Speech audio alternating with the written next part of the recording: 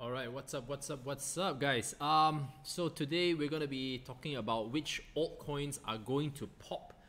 It has been a while since I've done this kind of roundup, market overview. I'm gonna be just discussing the overall markets and how people are going to start getting back into the cryptocurrency markets. We're gonna take a longer term view nonetheless. We're still looking at the time frame of around 3 to 6 months from today, and we're gonna be discussing which coins, whether is it BTC, is it the top 10, or is it just plain altcoins that are going to pop today. So good day everyone. It has been quite a while since I've done any kind of live stream, and it's one of those days where I thought, you know what, it is time to start bringing the flair back into the market, because all these coins that have been massively oversold are starting to have some kind of trickles of life. So as we can see, the overall market cap is now 274 billion, right? I did call the bottom a little bit too early back in Twitter when I mentioned it was at 300B. Fine, I was a little bit off by 50 billion, but nonetheless, it is time to get back into the market, guys. The longer you start thinking that it's going to go down to 4,000 to 5,000, you're probably never going to get back in. So BTC has clearly maintained its levels in terms of anywhere from the 6,500 to about the 6,700 support level. What I'm just going to go through is a quick roundup. So we have BTC still obviously at the number one spot with 117.6 billion in terms of market cap. Ethereum has lost a lot of its market cap. Previously, I think the high was as much as 80 to even 90 billion. Now it's at 42, looking extremely attractive. Ripple, we do not have much comments on that, being that it's just a centralized token that everybody loves to trade. Whether or not people are still hodling it, I really do not know. For those who are still caught in Ripple, well, it's a centralized coin. Nothing wrong about it. In fact, to a certain extent, even Bitcoin can be considered a centralized coin as well.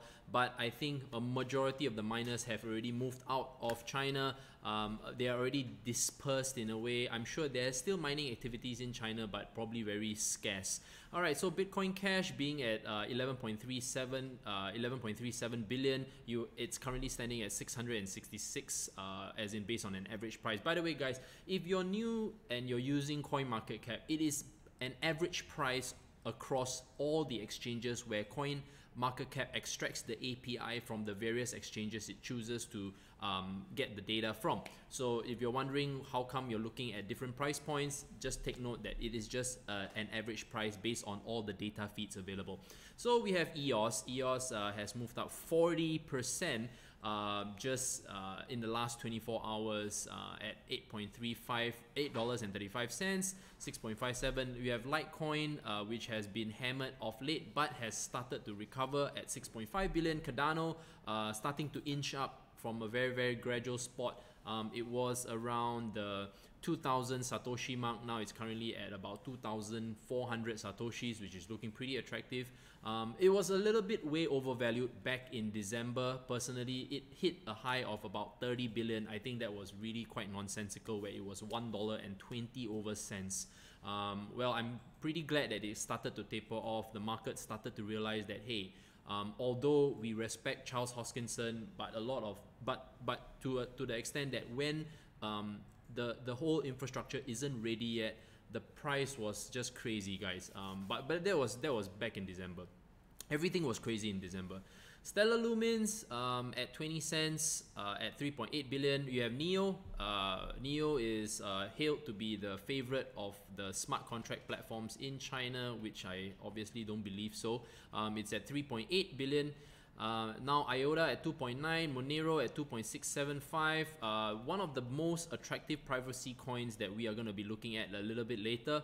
Dash, of course, one of the very first masternode coins that achieved success with masternodes, $307 at 2.4 billion. Tron at 0.035. As we all know, Tron and Justin Sun's shilling kind of like went overboard, as of always on Twitter. Quite an interesting character, I must say. Tether being at 14. We have NAM By the way, I think Lon Wong has gracefully mentioned that he has left the project and will be moving on to something else, guys. So keep a lookout, and all the best, Lon. Okay, and we have VeChain at 1.4 billion. You have Ethereum Classic, Binance Coin, Verge, and Quantum, right? So all these coins, Quantum is of course at 1.24, almost reaching out of the top 20. It's a little bit sad.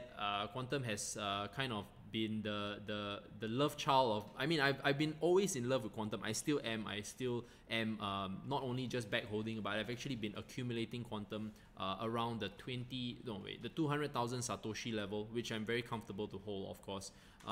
Back in the day when it was in August 2017, I was already in Quantum. Not an ICO investor, but I feel that Quantum is actually one of the top contenders in terms of a smart contract protocol. But enough of that. Let's go down into the chart. So BTC, yes. Okay, when you look at from the 1 day, guys, the 1 day charts are really attractive. Okay, I think if you pull everything to 1 day, I noticed that everyone just loves looking at the 15 minutes, 5 minutes, and you know, they get really excited with the small market movements. I have and always have been an investor in this space. I look at things from a long-term perspective. I'm always very excited about the space because, firstly, a lot of regulations are now starting to take place. Taxation is coming in because they realize that it is a high revenue generating space. So it boils down to, of course, individuals who are trading and investing in cryptocurrencies, transacting in cryptocurrencies, merchants, even corporations that have been raising funds via the ICO route are also liable for tax. You know, all these things, right, has already attracted the regulatory bodies in the respective countries. That being said, there are also banks, institutions, countries that are dedicating resources to develop in the blockchain space. I think that is very, very important because when you know that you have something good when you have all this kind of institutional or central banking money coming into the space. They don't really speculate on tokens for sure. They are more of the underlying technology, which is the blockchain, which is the P2P network, which is the cryptography behind blockchain technology, which are the other three important aspects apart from blockchain, guys. Okay, so this is something that a lot of people don't really realize because everyone just loves to speculate on tokens, right? And tokens do not hold any form of equity. They should not, because at the end of the day, where is the real revenue, right? Only the applications that are having a business model, an MVP or a minimum viable product, can potentially have revenue, right? Because if you can't sell anything, how are you having any actual revenue? It's pretty preposterous, right? So for example, we all know centralized exchanges have their own token where they create an internal economy and internal utility. But at the same time, why they can have revenue is because they have fees, guys. When they charge fees for every transaction, or sorry, every trade done, right? That way you have revenue. And then from then, when you decide to kind of peg it with a so-called a coin burn or whatnot, it makes sense, right? But right now, honestly, when I look at smart contract platforms, for example, Ethereum, yes, there is a cost to mine Ethereum. There is a cost to mine Bitcoin, okay? But does the market actually value it? Does the market actually value it at the cost price? At the moment now, it is close to cost, guys. In fact, Bitcoin, if you look at from an average, right, it is slightly above the cost. So on an average, I think based on a few studies that a few research companies have done, you're looking at a cost of Bitcoin to be around anywhere from 4,000 to even 5,000. In certain countries, I would say that the average is 6,000 to 7,000.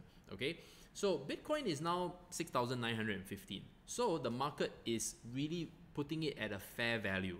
Okay, and I think that's very important to take note of, because when you are an investor looking into this space, you kind of want to understand, why is it at $6,914? Who is determining these prices? Well, obviously one, the market. Then the second thing are people who are hodling or procuring these Bitcoins. So in this case, so people who are procuring these Bitcoins are people who are like us. We are always obviously buying it. That's why we are sustaining the price to a certain price point. That's the market. Then we have the miners who have been creating these Bitcoins. But in order to create the Bitcoins, you also have to invest in mining equipment, and you also have to invest in staff, logistics, right? You have to hold all the mining equipment, and at the same time, don't forget that you have to make sure that you're running electricity, which is also a monthly cost to all these miners. Okay, so right now, if the price of Bitcoin kind of sustains, I think most miners are kind of okay. They are maybe breaking even or so, but I'm not sure about any other mining coin except Bitcoin. I'm sure there are miners out there who are GPU mining. Ethereum is moving towards, at least Bitmain is launching an ASIC miner specifically for Ethereum, right? So it's gonna probably put a lot of other cards out of the market. So that is also another interesting play. What's gonna be happening then?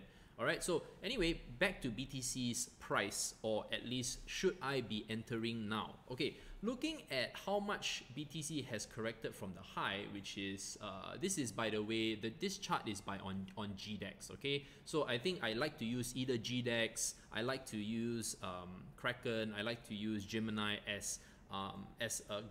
for the charts, because they have been around the longest and they have the most price action. Okay, so when I look at it, I was thinking, okay, being that it's already at 20,000, from 20,000 all the way, we were all in, as in CG Fam has already been in ever since the 6,000 mark.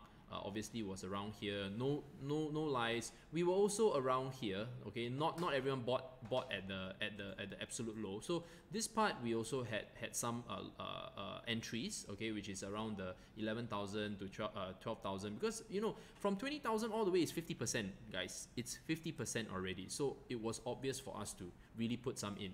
Then when the market started to tank, I said, look, there were people calling 3,000, 5,000, right? Okay, we all know who they are, right? They're probably still waiting, okay? So we decided, okay, 6,000 to 7,000, we're going to get back in. That's what we did. Started accumulating. We decided, okay, we do not know how long this bear market would last. We decided to sell a little bit, come back down, re-enter at all the various price points. So all these price points, as you can see, the candles now, especially the one-day candles, are not as aggressive in terms of selling. Okay, then we had along the way RBI, along the way we had certain scares like Nobuyashi, the guy who was supposed to liquidate an X amount of Bitcoins. He basically still has to liquidate a 1.7 billion worth of Bitcoins at the moment. Obviously now at this kind of price point, he's not gonna do anything stupid, because it's not favorable for him and his company probably, right? And also those who he owes the funds to. Not him, but as in he has to assist with the liquidating. He's basically the trustee. Okay, so in terms of Bitcoin, I'm definitely saying, just get yourself in. Anywhere from 6,500 to 7,000, just get in, guys. Very straightforward. I don't have to put any Fibonacci's or whatever. It's just very straightforward. Now LTC. Same thing, look at the charts, exactly the same thing. These are all one-day candles, guys, okay? I don't look at 5 minutes, 10 minutes, or 15 minutes, okay? I am here to make sure that I get stuff in, I get my money in good, and I get my money in big. Okay, so LTC, looking very, very attractive. LTC was something that I called back in, I think in July, when it was $25 to even $30. I still remember those days, man. When I first did my very first YouTube videos, people were saying, "Oh wow, Ryan, you called LTC, haha," and then after it went up to $50. So I'm calling it again at this current price point. I'm looking at LTC, looking extremely attractive. As a currency, it functions better. The fees are better. It's cheaper. They are already on atomic swaps. Yeah. So LTC is and also Charlie Lee, it has no longer the majority of the LTC. I think he has already mentioned that he's already liquidated, in fact, majority of all the LTC, and he's focusing on helping to help LTC become a bigger currency. So yep. So right now, looking extremely attractive. Could it go lower? Maybe $90 looks pretty decent, but I don't really see it happening. So around 110 to 120, definitely good. Aha, Ethereum. Yes. Okay, so let's talk about Ethereum, our our very first smart contract protocol that came out from nowhere, right? At the very beginning of the year in 2017.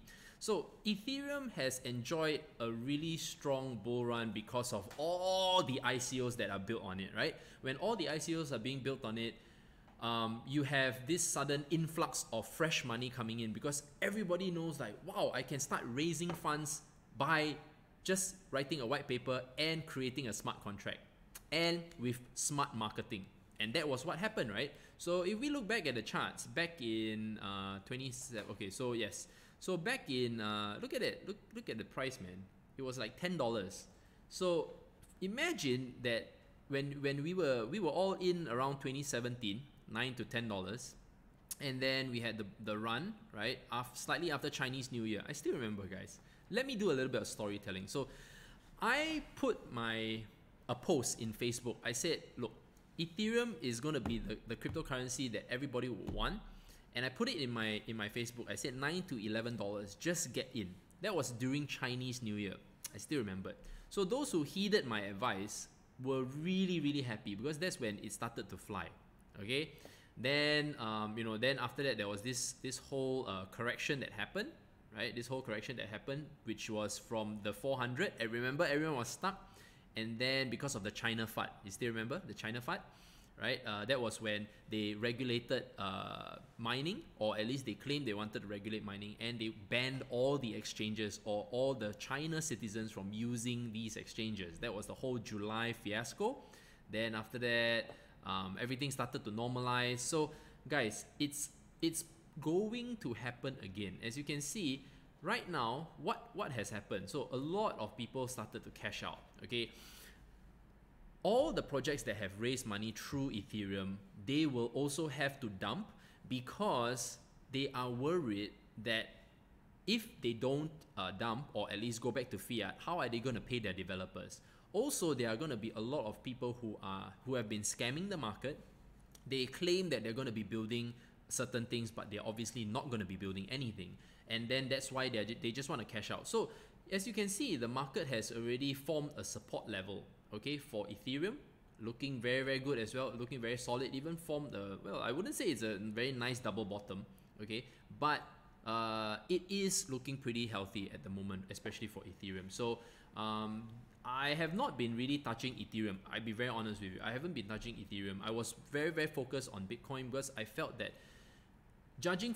based on experience, right? We all know right now, if BTC starts bursting upwards, all the altcoins will get hammered, okay? All the altcoins will get hammered. So I called the exit at around slightly during the December period. Okay, you can, if you still remember what I called for, I already called it. I still remember I was still in Malaysia.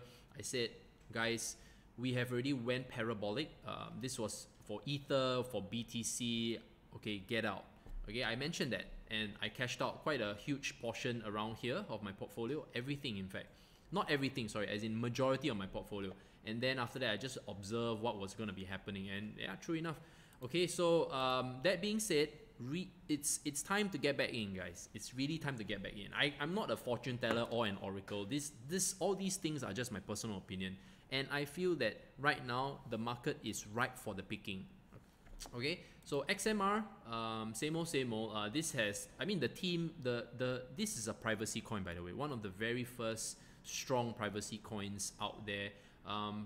As we all know, yes, I think Mark Zuckerberg had to attend a hearing because there was a leak of all of the data that was majority of data in the US, right? Or anyone who is a Facebook member, there was a leak. So when there was a leak, I think he's being scrutinized and questioned about what happened and whatnot. So this is one of the very important aspects in the space, which is the privacy aspect. In fact, when you look at all the regulations right now, they only want to know where's the money going and who is it coming from. If you notice, why do you think you have to start doing KYC if you want to use the exchange? It's very simple, because they want to know if this person is buying Bitcoins or trading Bitcoins, where is the money going to, is he using the Bitcoins to buy, what is he buying the Bitcoins with, right? So all these things are starting to take place. So privacy will have to play a very important role, especially when you're talking about sending money across borders and whatnot. Right now, I think Monero is still one of those currencies that, okay, I guess in crypto in general, okay, crypto in general is going to be a space where it's going to be so hard to define.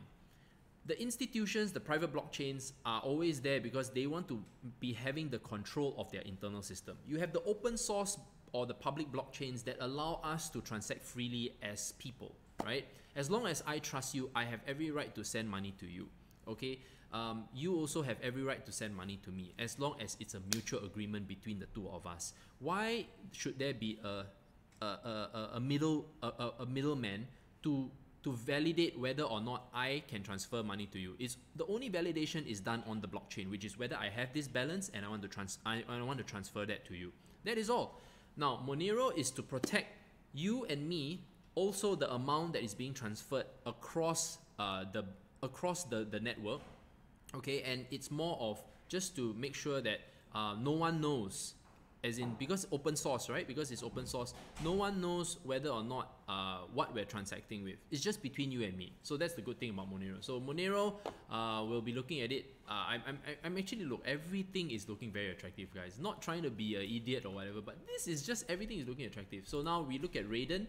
Now Raiden is more of a sentiment play. Now what is Raiden? Raiden is an off-chain, it's an off-chain payment system for Ethereum, right? Because right now there's no way to scale Ethereum at the moment, right? Casper will be coming out God knows when, okay? And I think Casper is more of an on-chain scalability solution, while Raiden is an off-chain state channel scalability solution. So I'm anticipating that when Ethereum starts to move, so will Raiden. Raiden will also benefit from this overall sentiment play. But Raiden is a project still in progress, just like Lightning Labs, okay? But it will be probably the medium-term solution until Casper comes out. This is how I'm thinking, okay? So very straightforward, this project, I'm looking at it as well. Last but not least, we have Quantum. Quantum, guys, has had so much improvements and so much developments compared to any other smart contract or smart contract protocol out there. Yes, it does not have as much hype, which is why I like it, because when you have a lot of hype, from a trading perspective, naturally you get excited. There's something to talk about. There's a TA that can be done on it. But when you look at it from an investor standpoint, it has all the right moves, okay? Multiple exchanges to provide liquidity. You have various wallets. When you look at their GitHub, huge amount of commits, okay? Huge amount of commits. That means a lot of people are working to help it grow. That is how you can validate when people are attracted to the project, okay? And at the same time, Patrick Dye has been invited to many economic forums to really speak about, not about Quantum itself, but blockchain, the blockchain space as a whole. How has it been developing in Asia, around the world? What is the sentiment? You see, when you have an individual like that that is being recognized by the world, guys, it is a good thing, that it's something good. Okay, it is something good, especially it's not just someone who is a marketer. He is someone who is he's recognized fundamentally, and he's recognized as an expert and a professional in the space. I think that is something that a lot of people don't realize, because everyone just loves the shills on Twitter, everyone loves the drama that is on YouTube or whatever, but they fail to realize the underlying technology. Okay, they fail to realize what matters in this space. And I've always been like that. I've always been investing in all these cryptocurrencies. Now, another one that I want to highlight, a last coin that I want to highlight is huobi. Okay, huobi has been, unfortunately for huobi, they are not, they do not seem to have, it's not on the Coinergy chart, okay, because huobi, somehow, I'm not sure, until now the market cap is not even registered. It's a bit ridiculous. By the way, circulating supply is total is about 300 million, okay, in terms of circulating supply. They also do have a strong revenue stream. Huobi was one of the very first exchanges in China. In fact, they have, I think, a good 5 years of experience. They've never been hacked before. Obviously, we hope that will never ever happen as well. They have been strong, guys. They've been steady. So huobi was a call that we did was way back when it launched in Singapore, when they launched huobi.pro. And when they launched huobi.pro, I wouldn't say it's an okay interface. It's very straightforward, it's very easy to use. But at the end of the day, I asked myself, is there enough revenue? So looking at their website, okay, let me just go through their website with you, because there's not much I can show you from a chart perspective. But I want to show you what they have been developing. So they have developed a Hardex. Hardex is a separate exchange before the main exchange. So any project that wants to list could potentially list on Hardex. It's more of a decentralized exchange, okay? Then there is a voting system, a voting mechanism. So now when you are an exchange, right, you don't take in every single coin. You validate it through a panel, okay, a panel that you recognize. So these are so-called the super nodes, okay, and the super nodes will vote, right? First round will go through the business development side, they will do the vetting, then a few rounds after that, then from then it comes down to the super nodes. The super nodes can be VCs. Bitmain is one of the VCs. Okay, let me just show you who are the super nodes. Okay, so you have okay, so you see, so you have the super nodes. So these are the super nodes, right? These are the node members. So each super node, basically, if you want to be a super node, you will have to have 1 million huobi tokens. Okay, so Bitmain is one of them. I hope you can see the screen, guys. It's a little bit dark.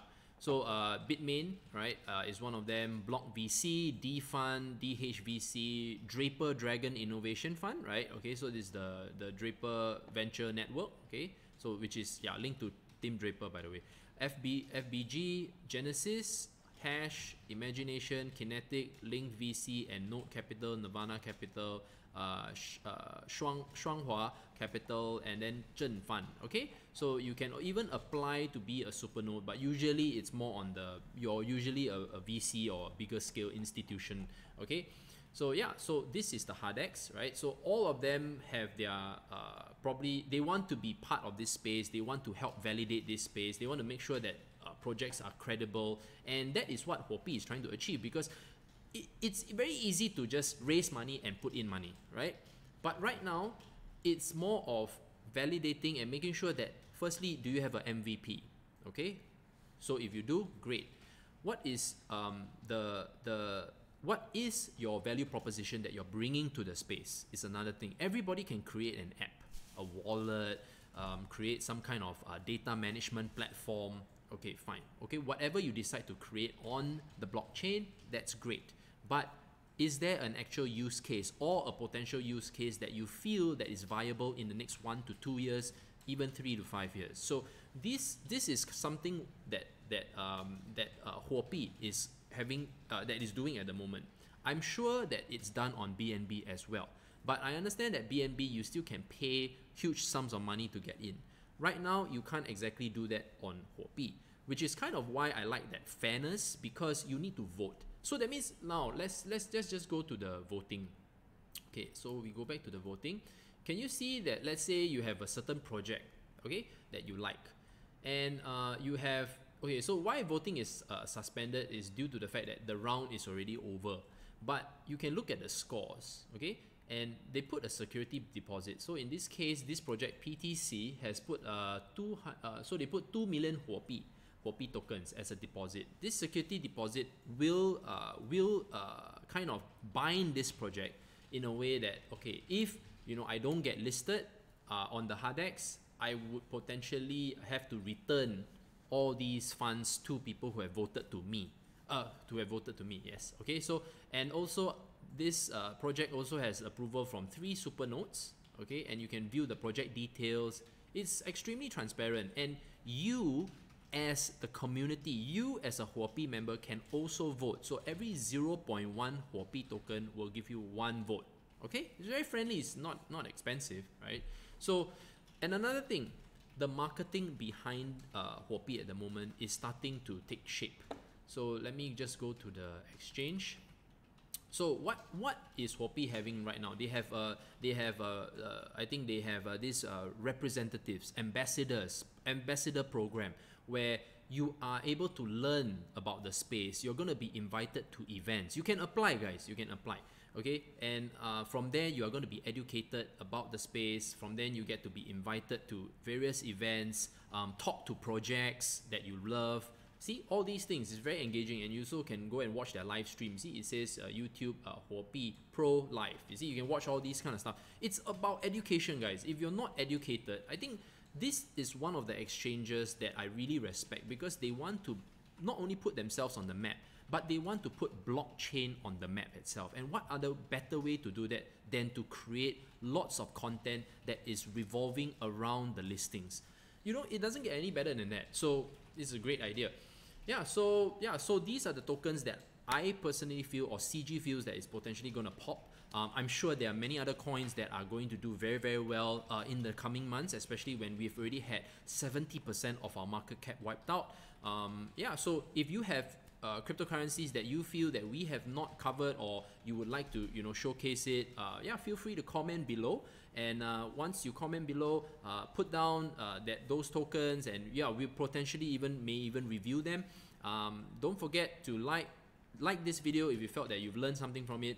Dislike the video if you didn't like it, and don't forget to subscribe to the channel and share with your friends and family especially, and don't forget to turn on the notification button. See you in the next stream, guys.